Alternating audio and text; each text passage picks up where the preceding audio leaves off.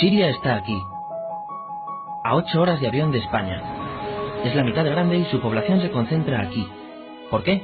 Porque toda esta zona es un enorme desierto, pero un desierto muy importante. Tiene 1/3 de las reservas de petróleo del mundo y también de gas natural. Según algunos, el nuevo petróleo. Para sacarlo de aquí y llevarlo a Europa, hay que rodear toda esta península y salir por el canal de Suez. Como te puedes imaginar, aquí te cobran. Pero hay otra manera más fácil, la línea recta. El que controle estas tuberías las puede abrir y cerrar, como un grifo. Si no pagas, no hay petróleo, ni gas. Esta región es increíble. La civilización en el planeta empieza en 3 sitios y este es uno de ellos. Mesopotamia, aquí. Sumer, que te sonará menos, pero es donde empieza todo. Aquí también. ¿Recuerdas la Torre de Babel de la Biblia? La hicieron estos tíos. Egipto, aquí. Siempre ha sido un punto de contacto entre Oriente y Occidente, dando a Asia salida al Mediterráneo. Quizá por eso aquí nacen las principales religiones monoteístas, el judaísmo, el cristianismo y el islam. El islam es el último que llega y de hecho acoge a las 2 anteriores. Adán, Noé, Moisés, Jesucristo son considerados profetas islámicos. Bueno, al grano. Como la zona es brutal, todos han querido controlarla y siempre ha estado dentro de algún imperio. Los persas, los griegos, los romanos. El imperio romano termina partiéndose en 2 y finalmente solo sobrevive esto. Ahora es cuando la última religión monoteísta, el islam, construye su propio imperio. ¿Te acuerdas de las cruzadas? Bueno, pues son los europeos cristianos intentando recuperar esta zona de la que estamos hablando. Los últimos en llegar son los turcos, que ojo, no vienen de Turquía, sino de muy lejos en Asia, junto con Gengis Khan. Lo conquistan todo y fundan el Imperio Otomano. El Imperio Otomano se queda ahí hasta la Primera Guerra Mundial. 600 años. Cuando acaba la Primera Guerra Mundial, aparecen pequeños países donde antes estaba el Imperio Otomano. Y por primera vez vemos a Siria en un mapa.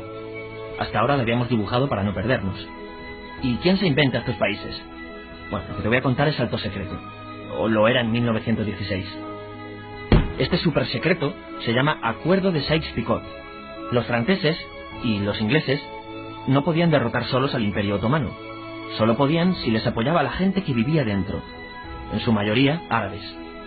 ¿Cómo se los ganaron? Pues les prometieron la Gran Arabia, un país solo para ellos. El único problema es que era un timo.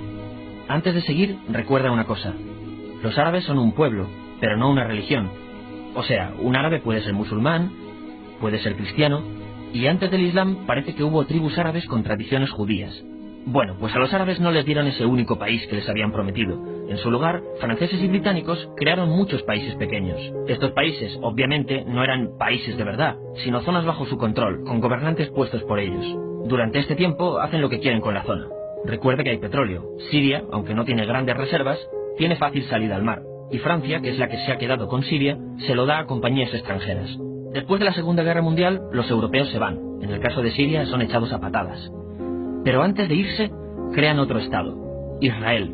No es el momento de hablar de ello, pero es un estado muy polémico que sus vecinos no reconocen. La prueba es que nada más irse los británicos, todos estos estados lo atacan.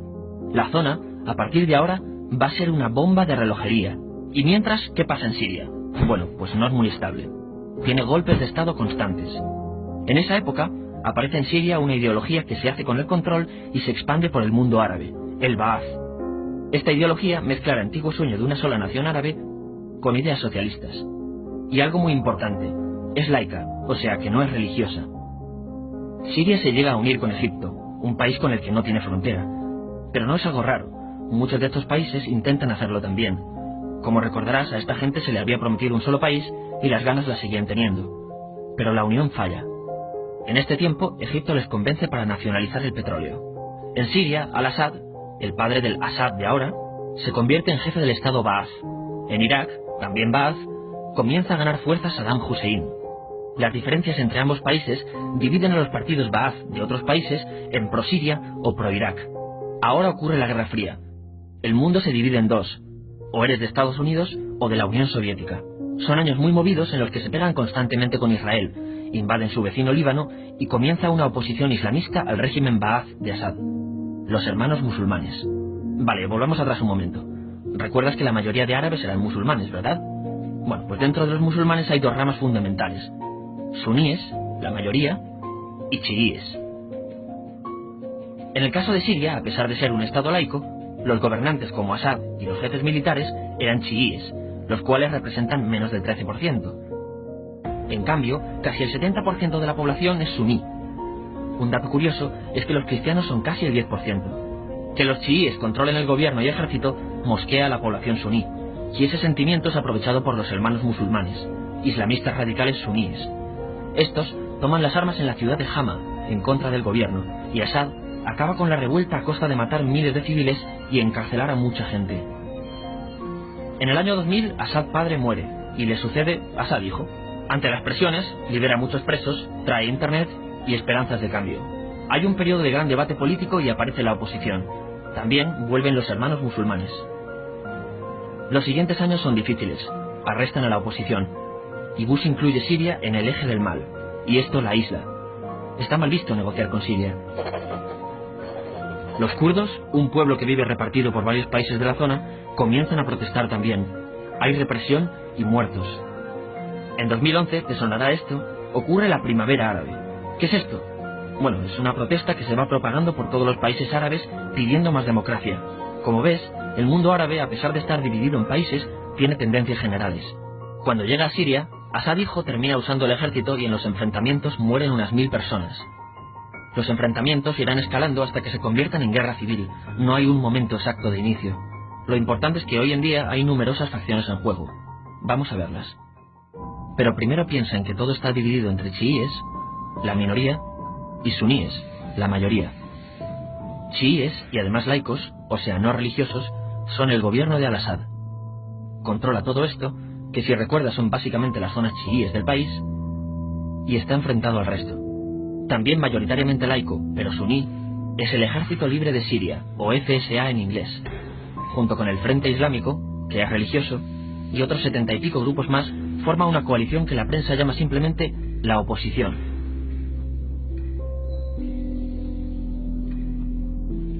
También suníes e islamistas, pero radicales, son Al-Nusra, llamados Al-Qaeda en Siria porque son básicamente eso, Al-Qaeda en Siria. Otros islamistas radicales son el ISIS o Estado Islámico. Salen de Al-Qaeda en Irak, controlan la mayor parte de Siria e Irak y se han hecho famosos por sus atrocidades.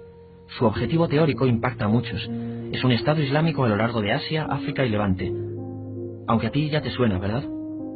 En naranja tenemos al pueblo kurdo, que recordarás porque el presidente Al-Assad lo reprimió, al igual que gobiernos de países próximos también lo hacen. Ahora controlan militarmente esta zona. Antes de terminar, repasemos los apoyos internacionales a fecha de octubre de 2015. Las fuerzas de Al-Assad son apoyadas por Rusia, que ya tenía base militar en el país antes del conflicto, Irán y China. Todos son países de lo que Europa llama Oriente. En contra de Assad, apoyando a la llamada oposición, luchan Estados Unidos, Turquía, Francia, Gran Bretaña y Arabia Saudí. Podemos terminar con algunas conclusiones. Te advierto que esto ya es pura opinión. Si recapitulamos, vemos que la región es estratégica. Por su situación privilegiada, todos la quieren. Siria siempre ha estado bajo el paraguas de grandes imperios. Piensa que hace 100 años la actual Francia era Francia. Gran Bretaña era Gran Bretaña. Pero es que hace 200 también, y hace 300 también, y hace 400 también. En cambio, Siria solo es Siria desde hace menos de 100 años, y solo se gobierna a sí misma desde hace poco más de 50. Además, jamás decidieron sus fronteras, se las impusieron. Europa dividió Oriente Medio a su antojo para controlarlo, diseñando países sin tener en cuenta su población. Muchos historiadores dicen que todo pueblo tiene la necesidad de manejar su propio destino, pero estos ingredientes que hemos visto juegan en contra de proyectos como la Siria Ba'ath, que encima usa la represión para mantenerse. En última instancia, lo que producen es una guerra civil. En este contexto no es extraño que aparezcan actores que se alimenten de la desesperación, del sentimiento suní de opresión y la visión de Occidente como invasor. ISIS usa la identidad árabe y la mitología de antiguos imperios. Cuando quieras entender el presente, pregúntate, ¿y el pasado?